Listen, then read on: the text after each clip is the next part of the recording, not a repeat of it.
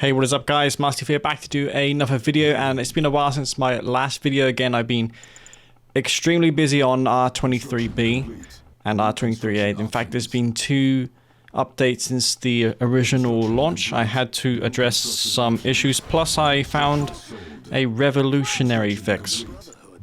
It's very important for team players, for 4v4 players. It's probably one of the biggest ever fixes that those guys have received, and it's likely to affect 1v1s and 2v2s just as much. And it has to do with Spectre artillery, beam cannons, and juggernauts. Previously, in at least online games, if you selected a bunch of Spectres, juggernauts, or beam cannons, the game would lag to a crawl. With just a handful of them, the game would lag. Maybe even 2 or 3 could cause issues. That was fixed.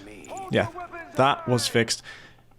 Not only that, but I've also refined the Spectre artillery fix that I did, whereby the Spectres would undeploy unnecessarily. Had to address that, had to refine it. A couple other issues, a desync occurred when players garrisoned rockets in their redeemers, but that was R23 exclusive bug. But the aforementioned lag caused by Spectres, beam cannons, and juggernauts was always in the game. In fact, Tiberium Wars has the same exact issue. It was simple fixed, but I spent maybe 9 hours on that. Had to test it online since in skirmish I couldn't replicate the lag. It was an online exclusive issue. I'm glad to have found it, and the patch now at least appears to be stable. Feel incredibly exhausted, if I'm honest with you guys. It's just been really hard, especially with what's going on in real life for me currently. It was super intense. Got barely any energy to actually play games when I actually am online. Hopefully that will change soon. Dealing with players' complaints online is also quite tiring. Resolving technical issues that players have. I'm somewhat like the tech support guy now on Discord, plus on my YouTube channel I get almost daily people asking about how to connect online, what do I do to install XYZ, how do I get mods to work. At least that's not so much an issue in R23, since you can just download the map packs and the installers literally take care of everything. They copy the files that need to be copied over, and if you select any of the options in the installer, then that will apply for you. I'm opening up with 2 war factories in this game. I'm going to target down this harvester here. I have to. If you go into war factories and you don't kill a harvester, you're dead. What I achieved there was merely making the game even, since as you see, I don't have a refinery. He's rallying a harvester to his second field. It was a necessary trade for me to take. I did lose a handful of bikes in the process, but I got that harvester and it was full of Tiberium. A small counterattack will be coming. I'm concerned about that Titan, so I'm going to queue a Scorpion tank here, which in the end of the day he didn't really pursue into my base with, which was smart, since yeah, I would have had the defenses necessary to stop this. Plus it's halting my harvester production. It is delaying my recovery in this game. Working now on my 4th rev.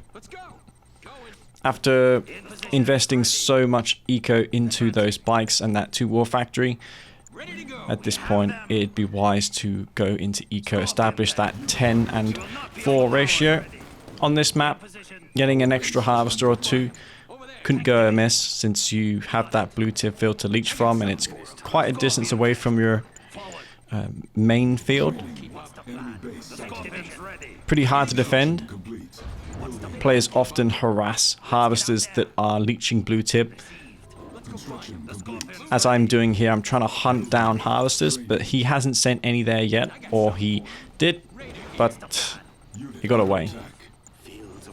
I was concerned he would have his pit bulls at that blue field, but no, he pulled them back to base.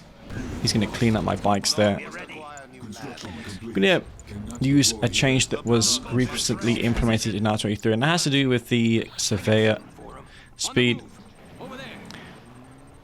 it may finally be a viable unit. It's taken several buffs, but I feel like now it is finally a pretty good decision to go for them.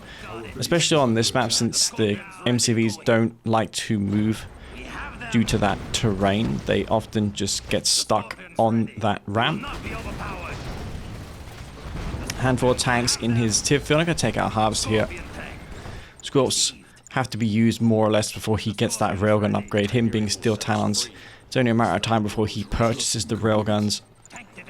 And those Scorps won't be able to do much. There's not much terrain on this map to outmaneuver the Steel Talons players, so getting damage, economic damage dealt now is fundamental before it's too late. He can get a third base, set up, shop, spam railgun mammoths and behemoths, and I would be pretty powerless to stop that. Though with Spectres being way more reliable nowadays, and the mammoth tanks also have a 15-second adaptive armor cooldown, not only mammoth tanks but Titans as well. You have that 5-second window to EMP them, since 10 of the 15 seconds is when the adaptive armor is enabled, and then when the adaptive armor duration expires, you wait an additional 5 seconds before you can reactivate the adaptive armor. That's when Nod and, well, any player with EMP units can capitalize and use those EMPs. Speaking of EMP, I'm going to target these Titans. It's an amazing structure to capture on this map. Both players gain access to an EMP control center on this particular. I'm going to queue a commander here. Against Steel Talons, it's a really good idea to queue one, because a lot of their walkers are targetable by the commando's C4. Titans and Wolverines can be destroyed with commandos, though good luck getting near Wolverines with AP ammo. Good luck. At most you'll kill maybe one of them. With GDI, I think you've got the most chances, as you can just jump jet, and the commando is pretty much untargetable when using that jump jet ability. It's like the Prodigy's blink ability, only it's more human-like, but it functions the same way. Commando can't be targeted. It's basically gonna, unless you hit it with a vapor bomb or something, it's not gonna be dying when jump jetting. Same can be said about Zone Troopers and Zone Raiders. That was a change that, in fact, EA was going to do for the official 1.03 patch, and I brought it over to R19 or R20, I think. It was several years ago at this point. Stealth tanks are out. I'm going to go for an infantry search here. I think, like I mentioned with the adaptive armor change, I think infantry makes a lot of sense in this point of time, since when I get enough infantry out, I can use the redemption support power, which will make these infantry squads spawn as cyborg units. And I've got more chance now in locking down these mammoth tanks. It's going to balance this a little bit more. Before, I felt like Steel Talons was a bit too strong, and a lot of players did agree with me, especially with the changes that the mammoth tanks received in R21, I think it was at this point. The turret turn speed was increased. Still not as fast as it was in the vanilla Tiberium Wars game. Earlier vanilla Tiberium Wars patches, that is. The rockets also deal a little more damage to everything but aircraft. Aircraft is essentially 300 damage, but non-air units will be taking a little bit more from those mammoth tank rockets. So the mammoth tanks are definitely a very viable unit, but very cumbersome as always, and they have range that is inferior to the Avatar and the tripod. So they're, while they lack in maneuverability and range, they make up for it in armor. In fact, they don't leave a husk, and they have that turret turn speed to help them. So as mentioned, I've got the redemption support power, and I used it on those mammoth tanks. This infantry and avatar play is working out for me so far. There's like 8 avatars left. That's a lot of them, and avatars usually against the steel talons are not particularly strong, but when comboed with infantry are very, very effective. Just a handful of units left for me to take out, but as you'll see, this game is certainly not over. From my point of view, it may look like I have a lot of forces here, but some of those avatars are pretty badly damaged. I do not have an expansion set up, so that is bad. A orbital strike comes down. I don't have to worry about the shockwave artillery anymore since we saw he already used that. I have to say I really like the reskin of this tournament crater map with the lava in the middle. Aesthetically, I like it more than the original. Gonna get around this MCV here and target this behemoth. They don't have much health. The same as the harvesters actually, so despite them being large and a tier 3 unit, they are pretty vulnerable. They can be taken out quickly. In the case of the behemoth, they're going to absorb one extra shot from a lot of units since they have a tiny bit more armor. That is the case actually for a few steel talons units. The heavy harvester comes to mind. They have a little bit more health than the GDI one.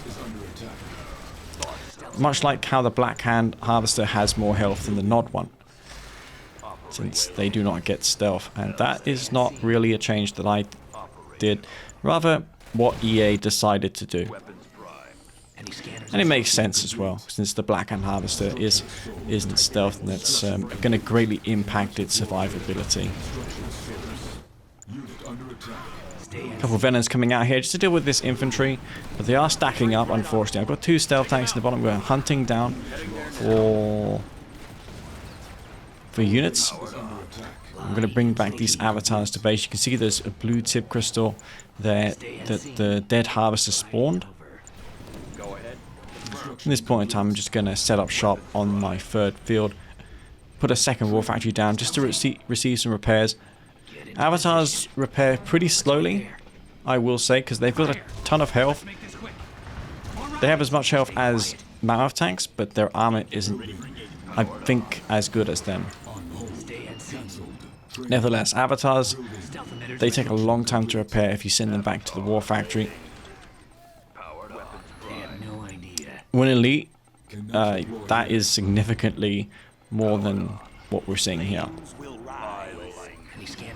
But given how elite avatars rank up the same with all of their upgrades as an avatar without any upgrades, that's a okay compromise to make, since you only need 3 times the cost value of an avatar, even when the avatar has all of its commandeer technology upgrades.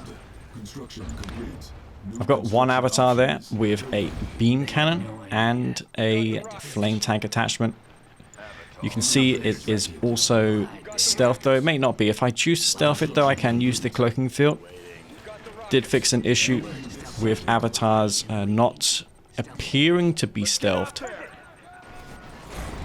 when you stealth them. That had to do with the spotlight mesh. I basically removed the bounding box geometry and it solved that bug. Interestingly enough, it just solved it. Not much more to say there. Target down this bridge segment. So these tier 3 units can't really retreat.